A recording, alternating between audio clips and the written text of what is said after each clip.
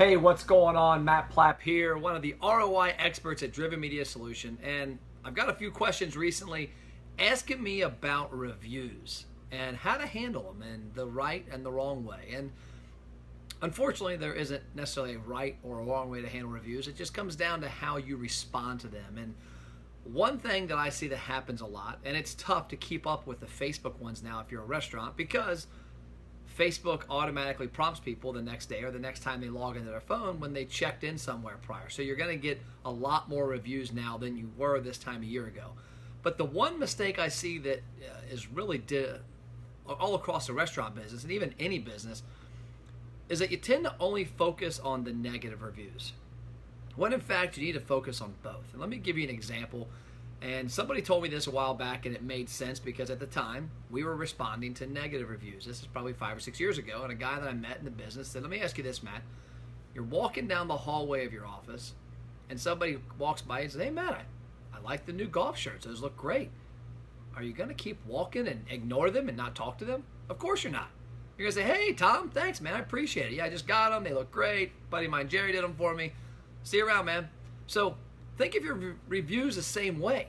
When somebody comes to your Facebook page and comments, hey, love the restaurant, the beer was great, the service was awesome, can't wait to come back.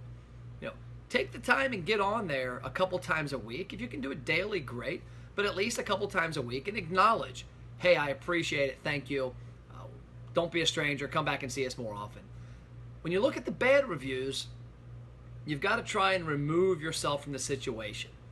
The number one goal on a bad review is to acknowledge it, is to show compassion, and is to get the conversation off of the public wall and into a private message. So a lot of times what we on a standard basis do is we'll say, hey Joe, I'm sorry you had a bad experience. I know exactly where you're coming from. Please do me a favor and private message our page what day and time and what happened specifically so we can address this with our managers and our staff and take care of you on your next visit. The worst thing you can do is get into a battle back and forth. Now, I will say this. There are instances where you at least need to call a spade a spade. I've had a few clients that have had outrageous reviews that were fraudulent, and instead of doing that and instead of ignoring it, we've commented, and you've got to be ready to know what path you're going to walk down. But at the same time, you got to be careful to make sure you don't walk down that path if it's not needed. If you get one person that comes on there and says something, that's fine. But if you get 20 people that come on there and say something that's fraudulent, you've got to make sure you at least address it.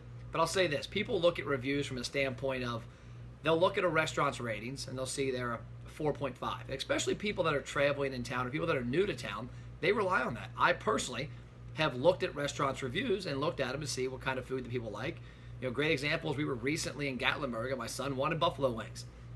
We were on Facebook and we looked around, and I looked at some of the restaurants in the area and saw what kind of reviews they had.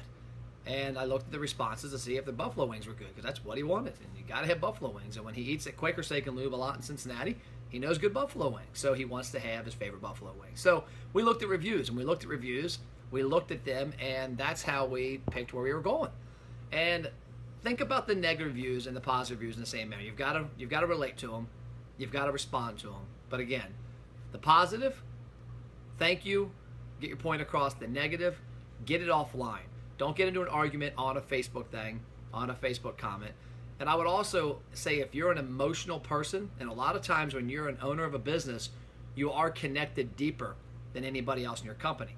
Sometimes it's better to have somebody else handle those reviews. I've got a few clients of mine that get disgruntled when they see one bad review, and I'm like, listen, you've had 500 good reviews, you're going to have 10 to 20 bad reviews. Don't get mad over it. Take it offline, make the customer happy, move on.